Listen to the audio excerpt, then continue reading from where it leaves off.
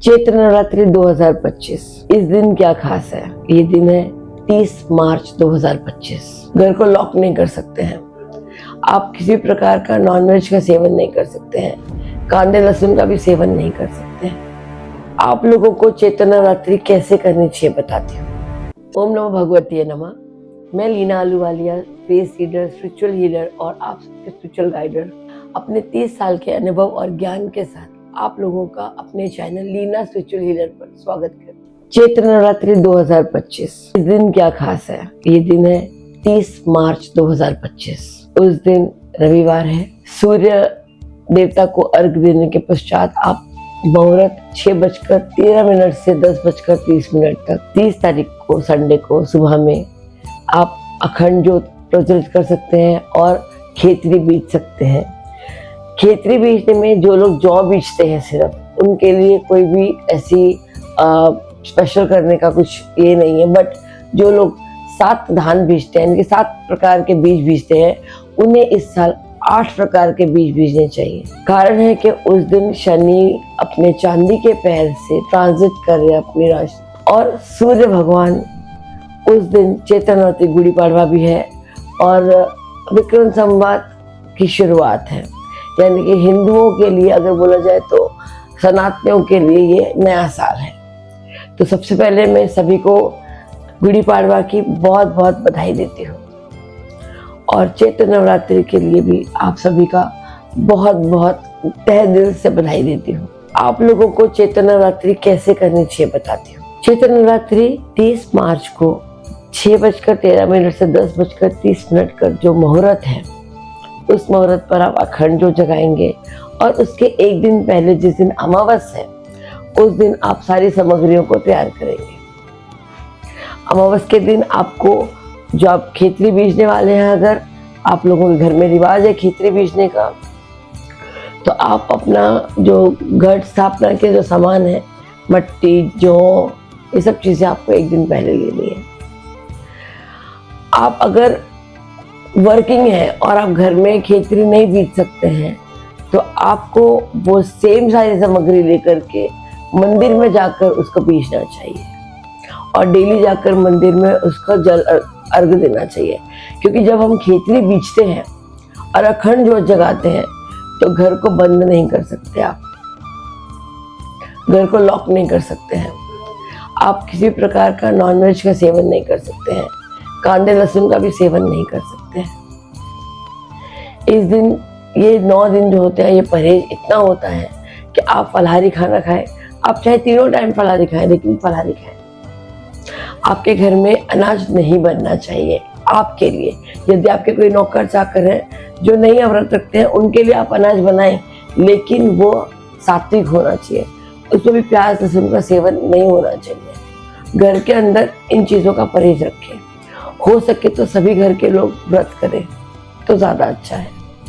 ये नियमों का पालन होता है और जितना हो ब्रह्मचार्य का उपयोग करें उन दिनों में, और माँ भगवती की अपने आप को पूरा समर्पित करें।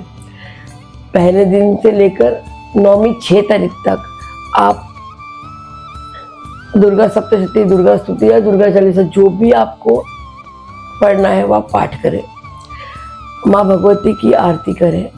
लेकिन जो लोग महापुराण करते हैं या सप्तशती का पाठ करते हैं, उन्हें आरती का विधान 9वीं के दिन होता है, जो हवन के पूर्णाहुति के बाद। कई लोग पूर्णाहुति से पहले आरती करते हैं, जो कि नहीं करना चाहिए। आपने आरती कर दी मतलब आपने संपन्न खत्म कर दिया, पूरा समाप्ति कर दी। आरती कभी भी पूर्णाहुति के बाद होती है, पहले नहीं होती है। यदि आपके घर में कीर्तन है, भजन है, कुछ भी है आपने रखा है, आप अपने घर के किसी अन्य सदस्य से आप आरती करवा सकते हैं। लेकिन आप जब जो खेतरी बीजते हैं या दुर्गा सप्तशती का पाठ करते हैं, स्तुति नहीं बता रही मैं, जो सप्तशती का पाठ करते हैं या महापुराण करते हैं, उनको आरती पूर्ण आहुति के बाद करनी चाहिए या अपने 13 अध्यायों के संपन्न होने के पश्चात करना चाहिए। कन्याओं का पूजन करना चाहिए। कई लोग अष्टमी में करते हैं, कई लोग 9वीं में करते हैं।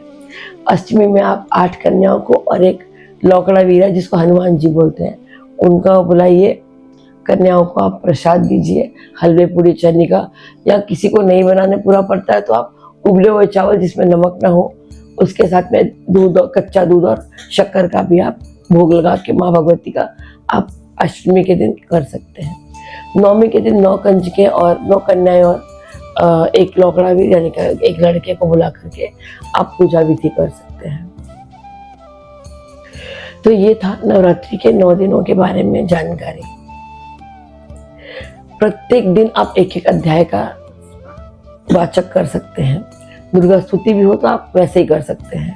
दुर्गा चालीसा आप डेली कर सकते हैं। जितना हो सके आप इन दिनों में ओम ऐं ह्रीं श्रीं महालक्ष्मी नमः या ओम ऐं ह्रीं क्लीं चामुंडाय विच्चे, इस मंत्र के जाप से आप अपने पूरे नवरात्रि की पूजा कर सकते हैं। नवरात्रि के खास 2 दिन हैं, वो है चौथा नवरात्रि और छठा, जो माँ बगलामुखी को समर्पण है इस साल। वो कैसे? माँ बगलामुखी की उत्पत्ति जिस तिथि में हुई थी वो तिथि चौथे नवरात्रि के दिन पड़ रही है, जो उत्पत्ति भगवान शिव ने बगलामुखी जी की थी। और छठे नवरात्रि के दिन शुक्रवार हो उस दिन है, और उसी दिन महालक्ष्मी रूपी बगलामुखी की द्वितीय मूर्ति का जो बोलते हैं द्वितीय जो उत्पत्ति है वो भगवान नारायण ने की थी। तो ये बहुत ही शुभ दिन है। इन दिनों पे आप हो सके तो माँ बगलामुखी का जाप कर सकते हैं, मंत्र कर सकते हैं, पाठ कर सकते हैं। हल्दी के गांठ के साथ आपको पाठ करना है। माँ बगलामुखी के बारे में मैं पूरी एक वीडियो लेकर आने वाली हूँ, जिसमें मैं आपको पूरा विस्तार से बताऊंगी कि उनकी पूजा आराधना कैसे करनी चाहिए। तो ये था चैत्र नवरात्रि के बारे में जानकारी।